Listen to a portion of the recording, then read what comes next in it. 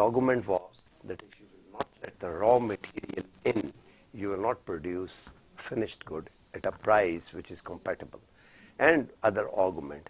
But never they would attach it to the fiscal policy. Now, the world is changing, total horizon is also changing. Now the research organizations and other stakeholders think that fiscal policy, which is tax and tariff, are akin, and they need to be tinkered with in conjunction, and that has an effect. We have just heard a panel on this 28th Sustainable Development Conference, which is taking place right now in Islamabad, a panel on this whole thing. I mean, the speaker think that nutrition has some connection with this. Agriculture and food system depend a lot on tariff and fiscal policy. We have today with us a very eminent speaker and scholar who are precisely working on these subjects, and she represents IDRC. She's a senior fellow there. Madhya Ahmed, very warm welcome, and thank you very much for giving us this time on that. Please say something on which I've just said, and we'll as a basic premise, and then we'll rumble on further. Thank you very much for having me. It was really great to be here at this panel. We heard from researchers from 4 countries in South Asia: Nepal, Bangladesh, Pakistan, and Sri Lanka. And the work that they've been doing is really critical for the change that we want to see in our food systems in each country and regionally. Because we're looking for food systems that deliver climate sustainability, health for all, as well as equity. And we know that economic levers and economic policies are very, very important. And there are 2 ways in which that comes through, as you said: taxes, in particular taxes and subsidies. So that's part of fiscal policy. That's very much a national policy instrument. The second is tariffs, which is very much about trade policy. So in a way you can think about it is, how do we produce food in a country, and how do we exchange our food in the region and globally? And once we understand how that happens and how we can impact the prices of these foods, can we get a better understanding of what is, for instance, for a consumer, whether it's a Pakistani consumer or a Nepali consumer, when they go to the market and buy something, is it priced in a way so that they can access healthy and affordable diets?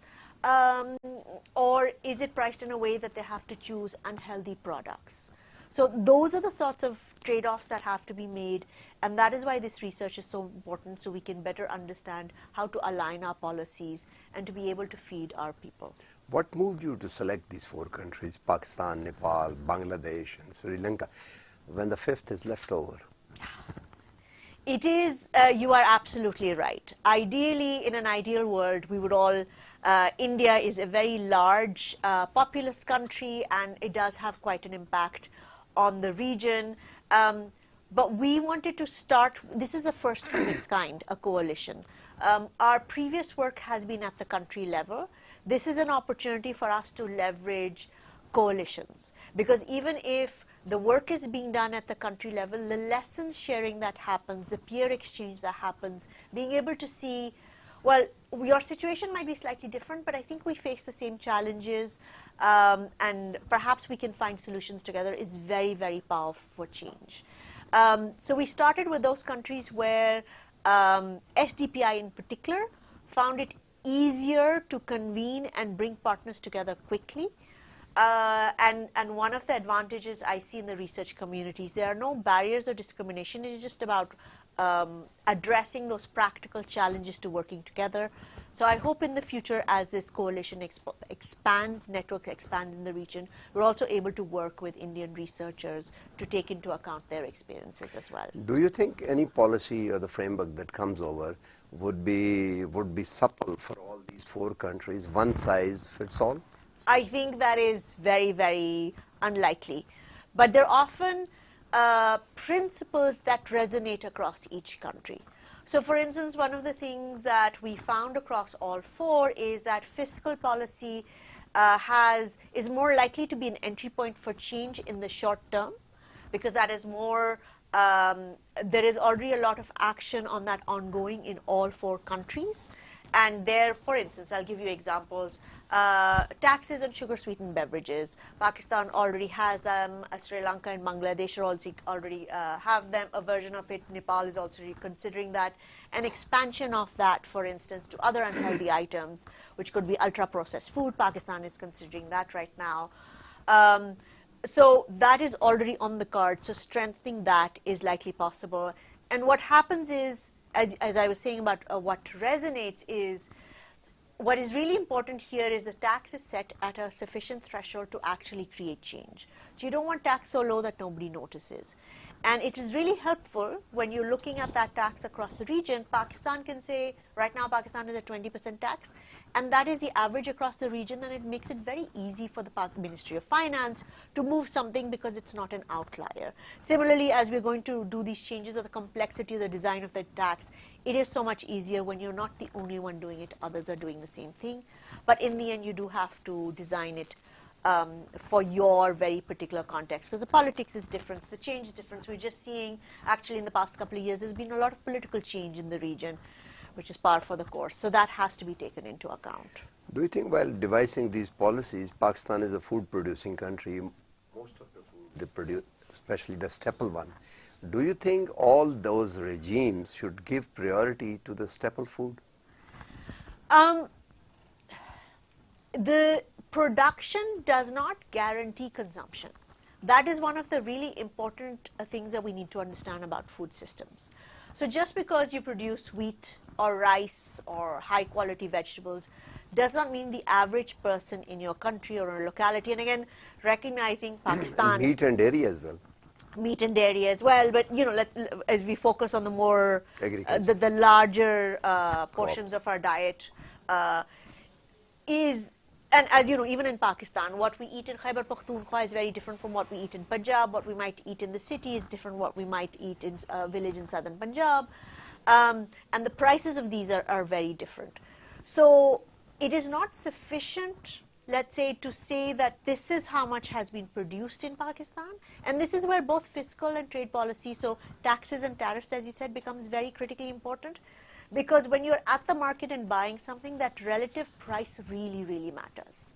And that affects what you eat and what you eat in schools, what you eat at home, what you eat at your offices.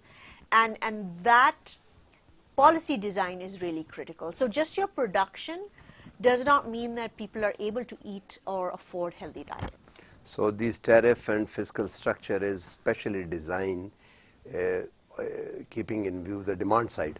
Yes, essentially. We want to make sure that what people eat is healthy and affordable foods. We want to make sure we don't inadvertently, because this has happened, make it cheaper to eat processed unhealthy foods. Yes. Because that impact, a packet of chips may seem really nice now, but in 20 years, the effect on obesity, on your heart, on your diabetes, and the cost of that to the health system, to your family when you're affected by a non-communicable disease, that can be very, very high. But because it comes in the future and it comes at scale, sometimes when you're making those purchases in the moment, you're not thinking about that. When world is becoming food deficient, and it's one of the major concern, population growth and everything, the food producing countries are under a pressure to allow the export of it, or the corporate farming that you grow here and export it like a commodity. How do you think that tariff and fiscal policy alone will ensure that if the food is produced will go in the right mouth? So this, if I may reframe this, because this was actually a very hot topic of discussion in the panel. We were talking about the right to food. Not all countries have that in their constitution, but Nepal, for instance, as an example, does. And what happens is when you reframe it as a right to food, you shift your perspective from food as a commodity to generate profits to something that is for nourishing our communities and our well-being and our society. which means that you can focus on food, because we also have a very strong cultural relationship with food. Pakistan, in fact, South Asia is an excellent example. Yeah. What we eat in our cultural events for Eid, for Ramzan, what we serve at weddings, at funerals is really important to us. So food is not just something to keep us alive, it is how we build community. So the right-based approach to food then allows us to sidestep sometimes this focus on, the export earning we might get from cash crops. I'll give you a slightly different example. Sometimes if you're only looking at export earnings, you might focus on, I'll use cash crops, but it could be something high yield crops like tobacco, etc.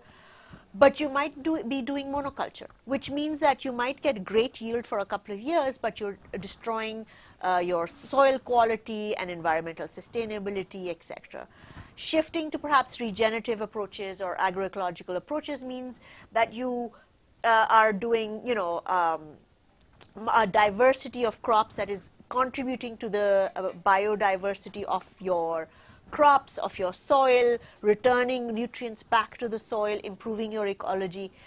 And yet you may not earn as much cash, but because you can feed yourselves, because you can feed your community, because there is accessible to, a variety of fresh fruits and vegetables, that may actually be a preferred alternative. So reframing sometimes is really helpful for us to think through what is it that we really need. And sometimes it's not one or the other, but it is looking at it holistically that you make those choices at the community level and, of course, at the national level. Obviously, research organizations fix goals, and then they have targets and they have action. That is how they proceed. If I ask you, what is the goal? What do you think that you are going, if you are looking forward to achieve down the line in 1 year or in any stipulated time, which you think is the right time to achieve something? What are the goals? I think, and again, the pathway to impact does tend to be longer, but as you say, we want to have goals for each year. I think in this first year, what we want is just clarity so that different government, so one example, food systems requires action from very different departments across the government. Coordinated. Exactly. So that is nutrition, health, agriculture, industry sometimes, finance, climate, as we see for those who have climate industries. And it is very hard for different, because they all have their individual mandates, if they don't have a shared understanding of what needs to be happening and where they need to coordinate.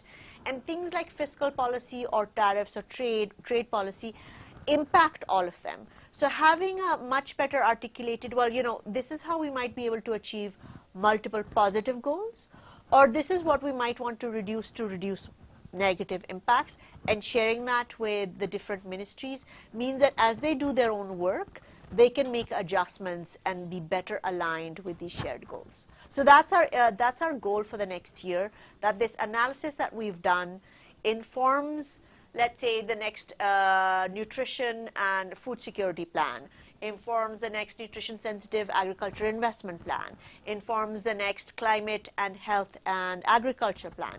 So these sorts of investments in policy strategies are in development at different stages in different countries. Take that into account and can be stronger for it.